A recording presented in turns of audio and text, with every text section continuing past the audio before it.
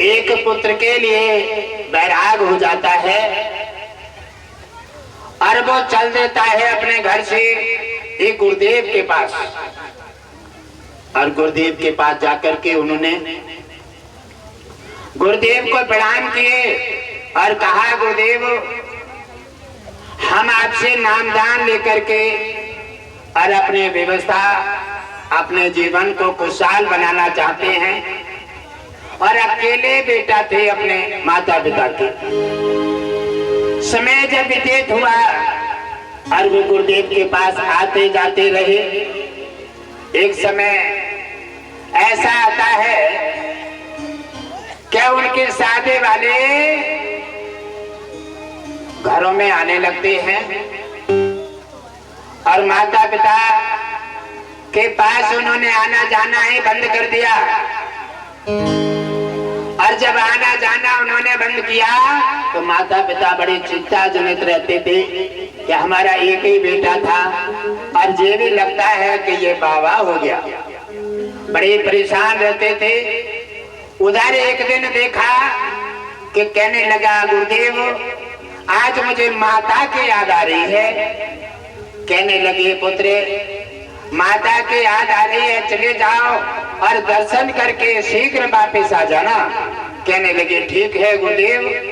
और वो जाते हैं अपने घर और शाम को जाकर के खाना उना खाया और माता ने देख करके बेटा को अपने हृदय से लगा लिया। कहने लगे, बेटा तुम्हें हमारी याद नहीं आई? कहने लगे, हाँ माँ याद आई थी, लेकिन याद की जगह जब गुरुदेव को देखते थे तो तुम्हारी याद गुरुदेव में ही समा जाती थी। इसलिए कहने लगे, ठीक है बेटा। कहने लगे, अब तुम वंश चलाने के लिए और विवाह कर लो बेटा, तुम्हारी शादी वाले आ रहे हैं। कहने लगे, माँ इसीलिए तो मैं आता नहीं हूँ तुम्हारे घर। क्या शादी बर्बादी है और शादी का नाम जब लगा देते हैं इसलिए मुझे घर आने की इच्छा नहीं करती। कहने लगी, ये तो अच्छा हुआ, अच्छा गुरुदेव के पास भेजो, ये तो शादी ना करे और एक ही बेटा है और शादी जब ना होगी तो वंश यहीं थम जाएगा।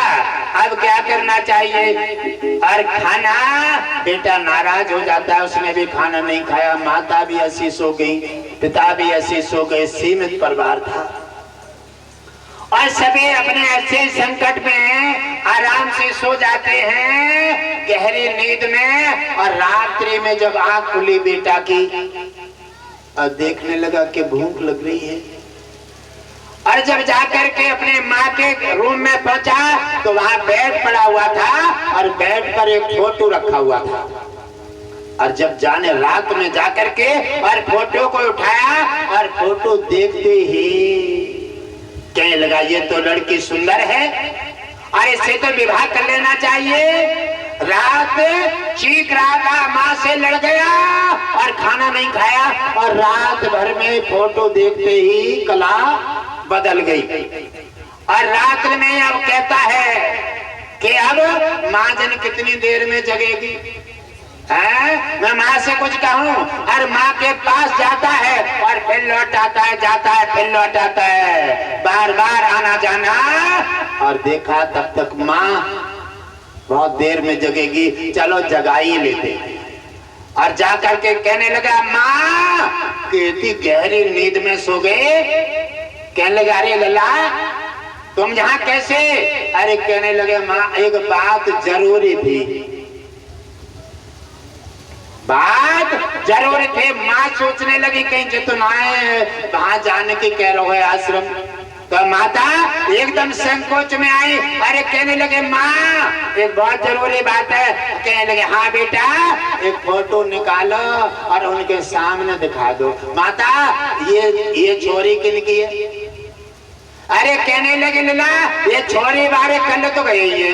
अरे कहने लगे, माता हमें छोरी पसंद है और हमारी शादी करवाए दो। कहने लगे, वाह रे वाह ईश्वर, अभी तो ये रात में खाना न खाओ और न खाने दो।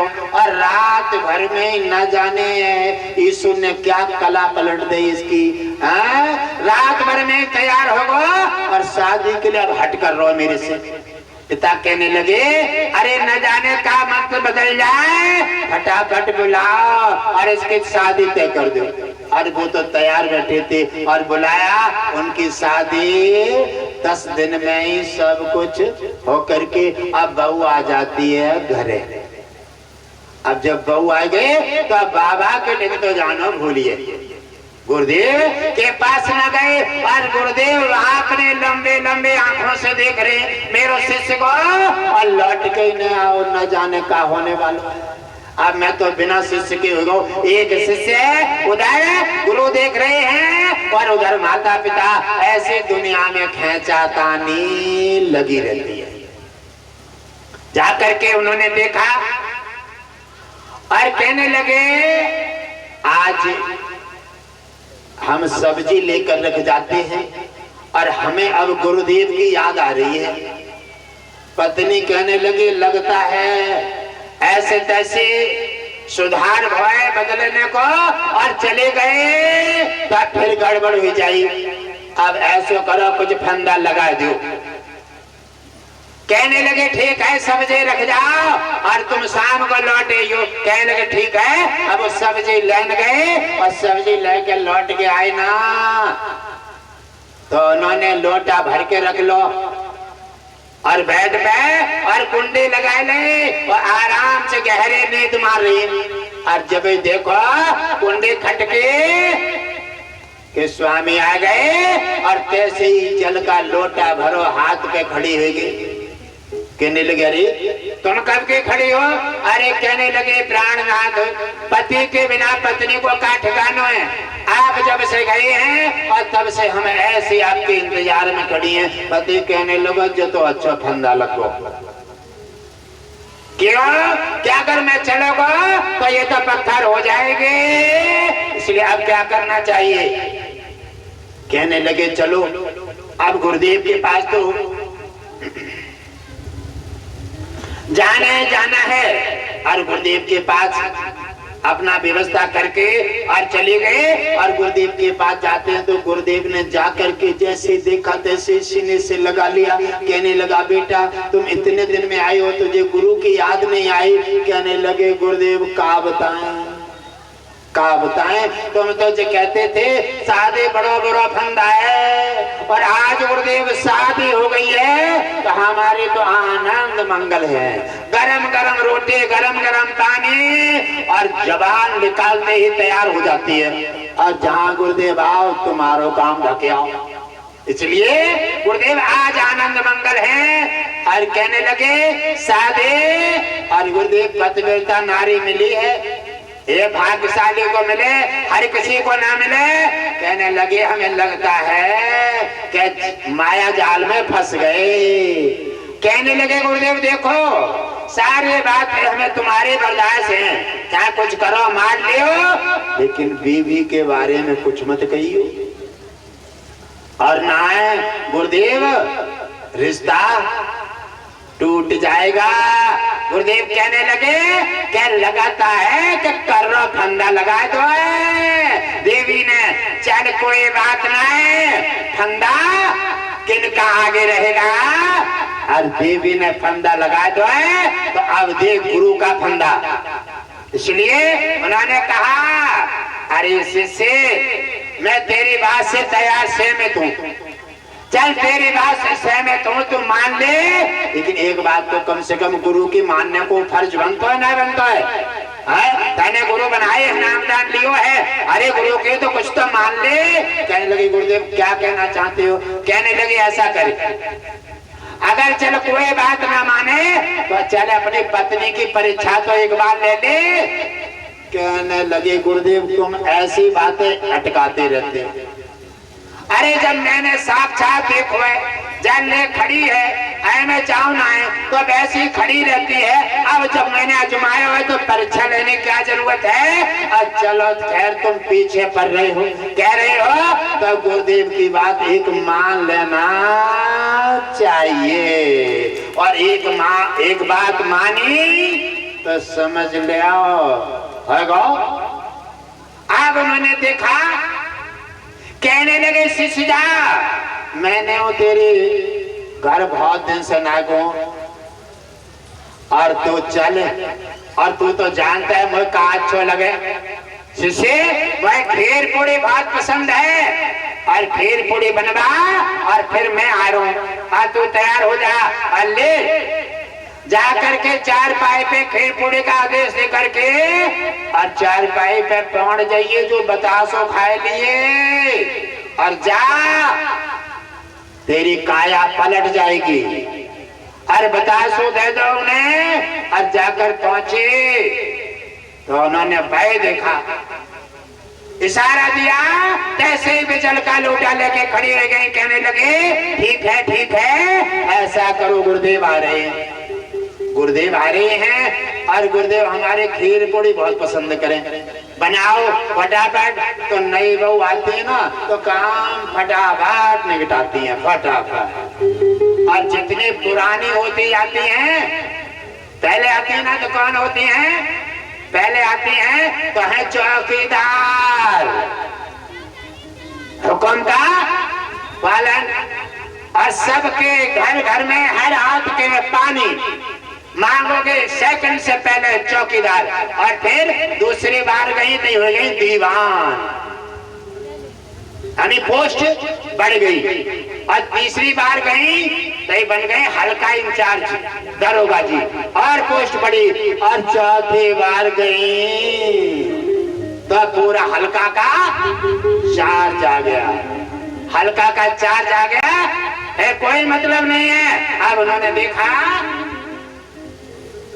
तो देवी जी व्यवस्था कर रही हैं और उधर खीर पूड़ी बनाने को कहा, और बतासो मुंह में डाल लो, और बतासो जैसे ही परो तैसे ही ब्रह्मांड चढ़ गए, तनी अपने से बाहर हो गए।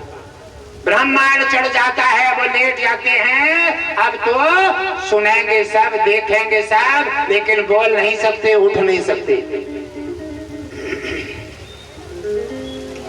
और उन्होंने कहा जब वो सारा काम निपटा लेती हैं, खीर पूड़ी बनाई, गर्म पानी कर लो, और भाग कर आई, कहने लगी उठो स्नान करो।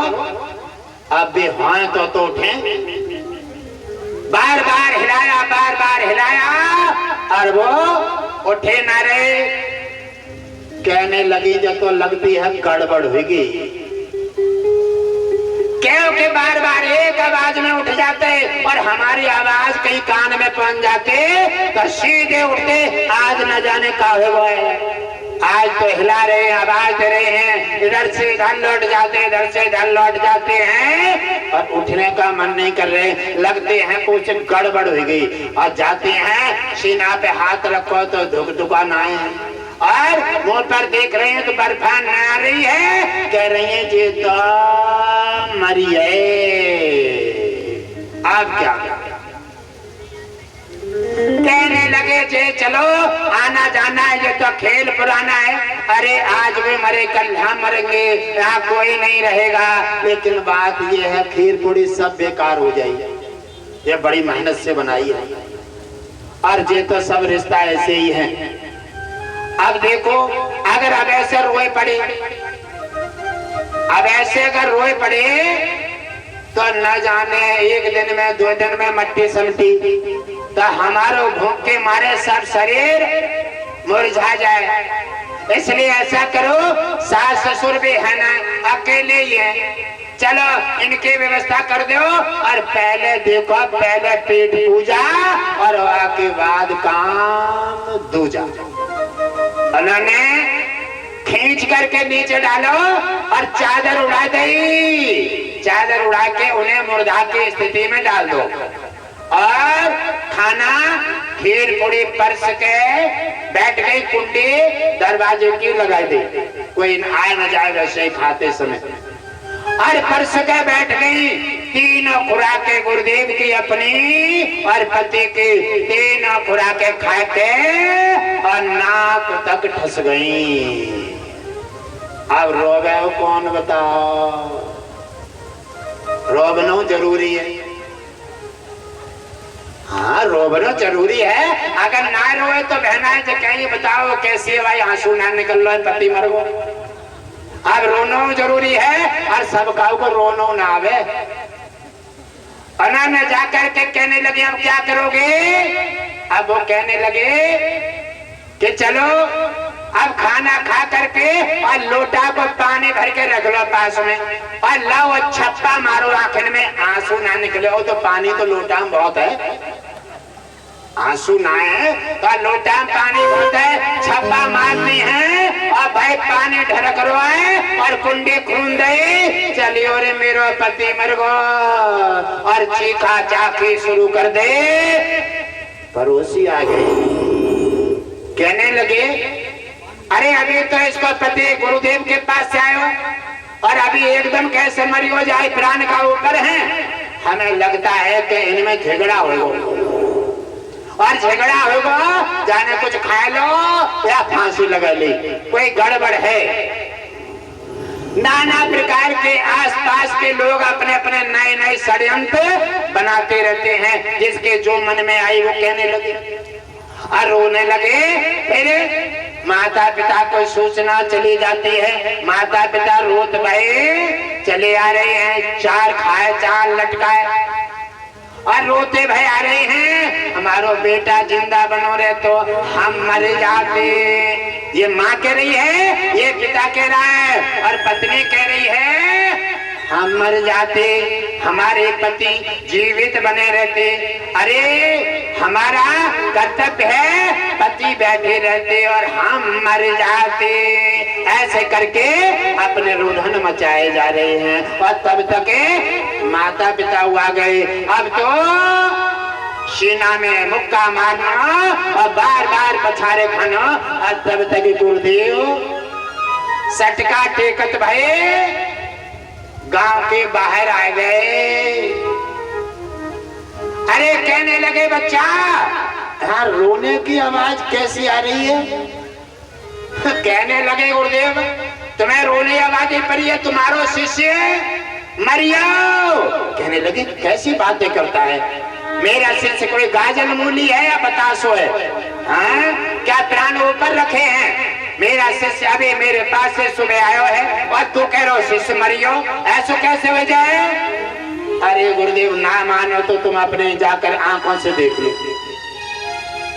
अब गुरुदेव भाई पहुंच जाते हैं सटका टेकत भाई, अब देख रहे हैं गुरुदेव माता कह रही है हम मर जाते, पिता कह रहे हैं हम मर जाते और पत्नी कह रही है हम मर जाते। गुरुदेव कहने लगे बताओ ये सब परिवार मिट जाएगा एक के पीछे। गुरुदेव कहने लगे ये सब परिवार मिट जाएगा एक के पीछे। अरे अरे ठहरो, सब मत मरो, मेरे पास एक सरल उपाय है, सरल उपाय है और एक मर जाओगे और गुरुदेव और जे तुम्हारा बेटा जिंदा हो जाए, एक मर जाओ तीन तो बचे रहोगे कम से कम। अब जब मरने को नंबर आओ तो माता ने पत्नी ने पिता ने आंसू पहुंच के और पीछे हट के बैठ गए लाश से। कहने लगे मन को नंबर आ जाते कोई तैयार नहीं है। हाँ? कहने लगे माता पिता पूत कपूत होता है लेकिन माँ बहन नहीं होती। अरे देखो तो दुनिया में कोई ना है, मौत को शिकंजा गिरता है तो सब पल्ला झाड़ देते हैं, कोई किसी के लिए मरने को तैयार नहीं है। ना मानो तो देखो। जा करके उन्होंने देखा और कहने लगे ऐसा करो थोड़ा दूध ले आओ आधा गिलास, आधा गिलास दूध मंगाओ और पीतम्बर की गांठ खोली और मिश्री गिलास में डाल दी और कहने लगे ले तुम पिता हो और बड़े गोद में खिलाओ, तुमसे पापा कहवे। अरे तुम चले जाओगे, तुम तो वैसे हो 60 के हो गए हो, आज ना तो 10 साल बाद मरो, ताश से तुम चले जाओ, बेटा तुम्हारा जिंदा हो जाए और ये दूध पी लो। आप पिता के तरफ दूध का गिलास बढ़ाते हैं तो आप पिता को पसीना आएगा। कहने लगे गुरुदेव सुनो तो इतनी जल्दी निर्णय क्यों ले लेते हो? अरे सुनो गुरुदेव, हमारे पास 50 बीघा है, 50 बीघा है, एक एक बीघा अगर बेचेंगे तो अब हमारी 50 साल थोड़ रखी है। अरे गुरुदेव जो होना है वो होगा, बेटा मर गो मर जाने दो, एक एक बीघा एक एक साल में बेचेंगे तो उस समय काट लेंगे, और हम तो गुरुदेव दूध ना पिए, और जो भाव वो हुए जाना। पिता ने पल्ला झाड़ दिया और बेटा बड़ा बड़ा देख रहा है कि जो पिता बड़े बड़े लंबे लंबे बातें मार करके और मुझे माया जाल में फंसा करके और मुझे पिता होने का ममता दर्शाता था, और अब नंबर आता है माँ की तरफ। कहने लगे चलो कोई बात नहीं, 50 बीघा तुम्हारे पास है और तुम तो माता हो, गीले में सोई हो और बेटा को सूखे में सुलाया है। आप तो जगत जननी है, आप तो स्वयं चली जाएंगी लेकिन पुत्र के लिए सर्वस्व देना चाहती है। आप माँ हैं, ममता की खान हैं, आप अपना फर्ज निभा दीजिए और दूध पी लीजिए। आप कल मरेंगे आज ना तो, और बेटा जिंदा हो जाएगा और तुम्हारा फर्ज पूरा हो जाएगा। माता ने कहा अब वहां से हटा, तुझे मेरे ऊपर आ गई। माता कहने लगी सुनो महाराज, आजकल की संतानें बहुत खराब हैं, माँ बाप को निकाल के धक्का मार के बाहर कर देती है, संपत्ति सब छीन ले। इसलिए पत्नी का धर्म है पति की सेवा करना, और इनको थोड़ा बहुत बच जाओ करो ना।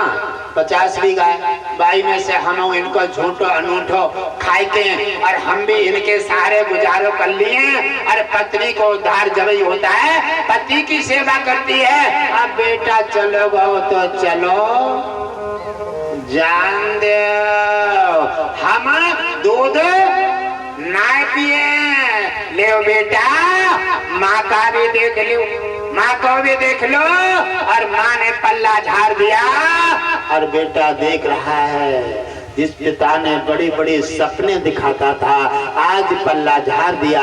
आज माँ ने बड़े बड़े सपने दिखाए, लंबी लंबी बातें करती थी, आज उसने भी पल्ला झाड़ दिया। अब न तो पहले ही पर्दाफाश कर दिया, अब जो बच्चों ही का है चलो और देख लो, रह गई है सु। गुरुदेव ने कहा माता ने पल्ला झाड़ दिया और पिता ने पल्ला झाड़ दिया, अब बची है देवी प्रतिव्रता। कहने लगे देवी तुम्हारा धर्म है भारत की नारी हो, पति के स्वाग अपने स्वाग की रक्षा करने के लिए और अपना जीवन दांव पे लगाओ, अपनी कुर्बानी दो। कहने लगे सुनो गुरुदेव, ये दूध का गिलास थोड़े फैसला से रखो, जैसे मुझे डर लग रहा है, क्योंकि जाने मौत की निशानी है और मुझे मौत से बहुत डर लगे, मौत से बहुत डर लगे। उन्होंने कहा क्यों, ये दूध पी लो और तुम मर जाओगे, तुम्हारा पति जीवित हो जाए। सुना गुरुदेव, देखो अभी पिता बैठे हैं, उन्होंने खिलाए और उन्होंने नहीं पिया, और देखो अब माता बैठी है, 9 महीना कुछ छा में रखा और सब कुछ किया और उन्होंने नहीं पिया, उन्होंने नहीं पिया, बेटा के लिए नहीं मरी। और सुना गुरुदेव, मैं तो हूँ पराई जाई। वाह, अगर केस कोर्ट में नंबर आ जाए तो आधे हिस्सेदार हूँ, और आज नंबर मन को आएगा तो मैं पराई जाई हूँ।